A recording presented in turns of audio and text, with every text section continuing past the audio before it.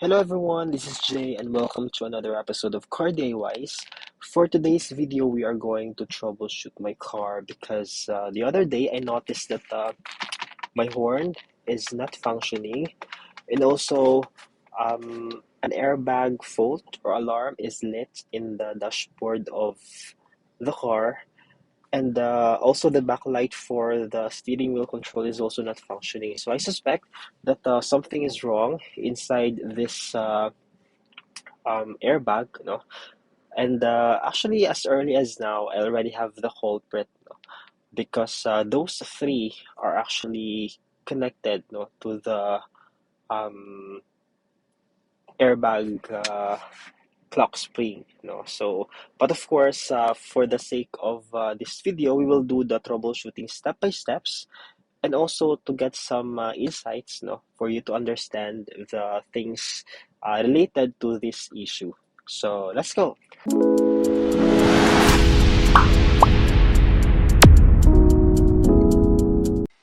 So there are three common reasons I can think of why our car horn might be malfunctioning. First is the horn itself, might be defective due to wear and tear. Also the horn relay, which acts as a middleman between your horn and as well as the steering wheel button for the horn. Then finally, the clock spring could also be the culprit, So it's a spiral wire inside your steering column that maintains the electrical connection between the horn, the airbag, and the steering wheel control. Let's check first the horn and relay, which can be accessed through the fuse and relay box located inside the horn. So just push the lock and open the cover. Inside the cover is the diagram where we can pinpoint the relay of the horn. So it is located at the fourth um, relay. So the color blue one. So that's the relay. Let us remove the relay using a long nose plier. So as you can see, the relay has 4 pins. 2 pins, 86 and 85, for the coil supplied by the 12 volts DC battery. The other 2 pins are for the contact. So 30 in our case always has the 12 volts DC. And when the horn is energized through the signal of the horn button, the contact will be closed, thereby supplying 12 VDC to the pin 87 going to the horn. So from then, the horn will be activated or energized. Now, let us simulate by shorting the terminals 87 and 30 through a piece of wire and see if the horn will activate.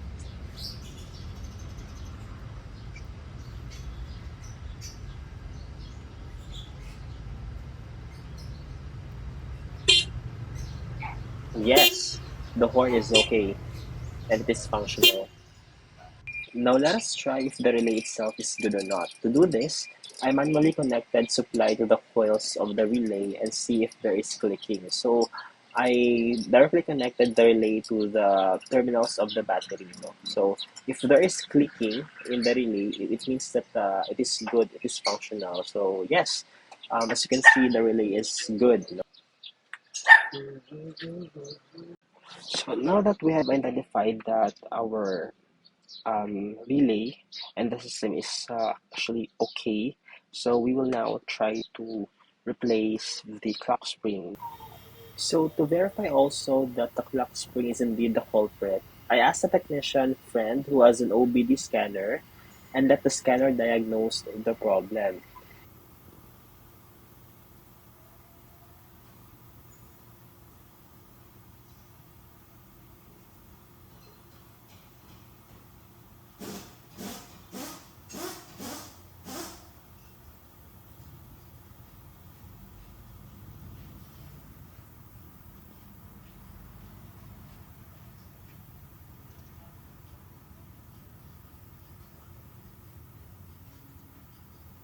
So as you can see, the result showed that the SRS, or supplemental inflatable restraint system, or the airbag system, is indeed faulty.